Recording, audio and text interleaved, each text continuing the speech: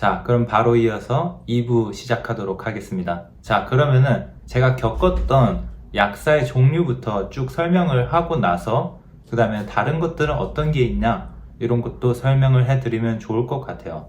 첫 번째로는 다들 아시다시피 제가 커뮤니티 파머시, 그러니까 일반 약국이죠. 여기서 인턴을 했기 때문에 설명을 간략하게 해볼게요. 일반 약국 하면은 영양제도 살 수 있고, 그 다음에 처방전 없어도 살 수 있는 약들이 있겠고, 그 다음에 처방전이 꼭 있어야 살 수 있는 약들도 있겠죠. 하지만 호주 같은 경우에는 뭐 전부 다 하는 건 아니지만 일부 약국에서는 예방주사를 놓는 곳도 있고, 그 다음에 약물 중독 치료를 하는 곳도 있고, 그 외에 조금 특별한 서비스를 제공한 곳들이 꽤 많이 있습니다.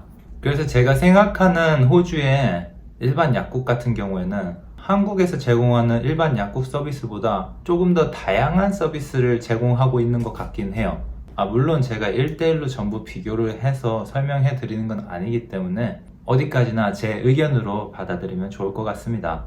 자, 그 다음으로 병원 약사 같은 경우에는 어떨까요?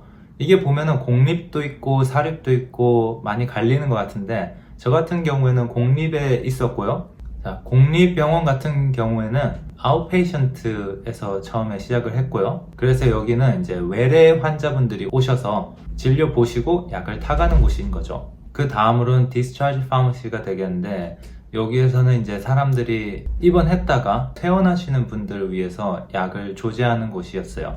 그리고 제가 있던 곳이 좀 큰 그룹이었다 보니까 여기저기 다른 곳에서도 조금씩 일을 했거든요. 그 중에 좀 기억에 남는 곳은 조금 노인분들이 계신 곳도 있었고, 그 다음에 아이들이 가는 병원인 칠드런 하스피털도 갔었습니다. 그리고 마지막에 있던 곳은 컴파운딩, 그러니까 병원 내에서도 약을 어느 정도는 만드는 곳인 거죠. 여기도 보면 컴파운딩 같은 경우에는 두 가지로 좀 나뉘더라고요. 스테럴이 있고 넌 스테럴이 있는데, 넌 스테럴 같은 경우에는 그냥 뭐 크림 같은 거, 일반적인 약들을 좀 만드는 곳이 넌 스테럴이라고 생각하시면 될 것 같고요. 스테럴은 이제 특수한 작업실에서 이제 만들어야 되는 그런 약들, 쉽게 말해서 혈관으로 이제 들어가는 약들을 만드는 곳인 거죠. 그러다 제가 이제 건강상의 문제가 조금 있어서 한국으로 돌아갔다가 또 요번에 돌아오고 나서는 제가 유튜브에서는 언급을 하지 않았는데 마지막으로 일했던 부서랑 어느 정도 연관이 되어서 지금은 컴파운딩 파머시에서 일을 하면서 동시에 메디시널 캐너비스 약사로 일을 하고 있습니다. 그러면 컴파운딩에 대해서는 대충 알겠다. 뭐 스테롤이 있고 뭐 넌스테롤 이런 걸 만드는 건 알겠다 이 말이에요.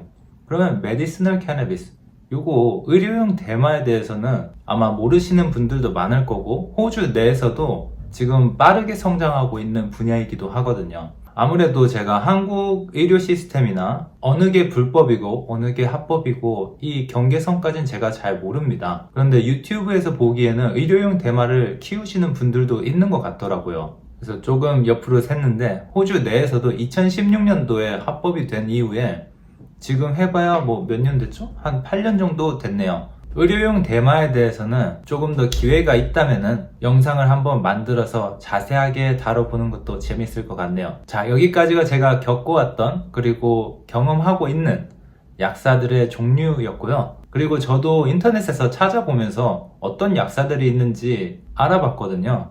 그러다 보니까 되게 흥미로운 약사들의 직군이 있더라고요. 그 중에 첫 번째로는 프로덕션 파머시스트라고 해서 공장 같은 데에서 약품 같은 게 제대로 만들어지고 있는지, 이 GMP라고 하는 이 스탠다드에 잘 맞춰서 깔끔하게 좋은 퀄리티로 만들어지고 있는지 이런 걸 감시하는 직군이 또 있더라고요. 그리고 그 다음으로는 클리니컬 파머시스트라고 임상실험 약사인데, 진짜 실험실에서 여러 가지 약들을 동물한테 주고 어떻게 되는지 실험을 하는 약사가 있겠고요. 그 다음으로는 우리가 흔히들 얘기하는 제약회사, GSK, 화이자, 모더나 이런 회사들이 있겠죠. 그리고 다음으로는 어느 정도 조건이 돼야지만 할 수 있는 일들이 있어요. 바로 시민권자만 할 수 있는 약사 직군입니다. 자, 첫 번째로는 정부 기관에서 일을 하는 거죠.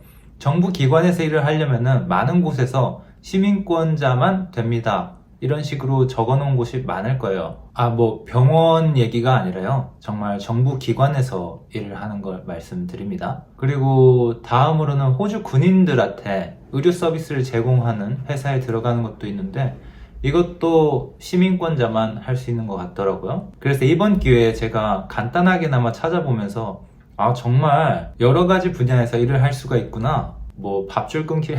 자, 오늘은 여기까지 하겠고요. 다음번에 또 필요한 정보나 아니면 더 자세하게 다루고 싶은 정보가 있으면은 영상으로 다시 찾아오도록 하겠습니다. 자, 여러분들 여기까지 잘 들어주셔서 감사합니다. 자, 혹시 추가로 궁금한 점이 있으시다면 댓글에 달아주시고요. 혹은 DM 보내주셔도 괜찮으니까 시간 나면 제가 답장을 해드리도록 하겠습니다. 자, 오늘도 좋은 하루 보내세요. 호바.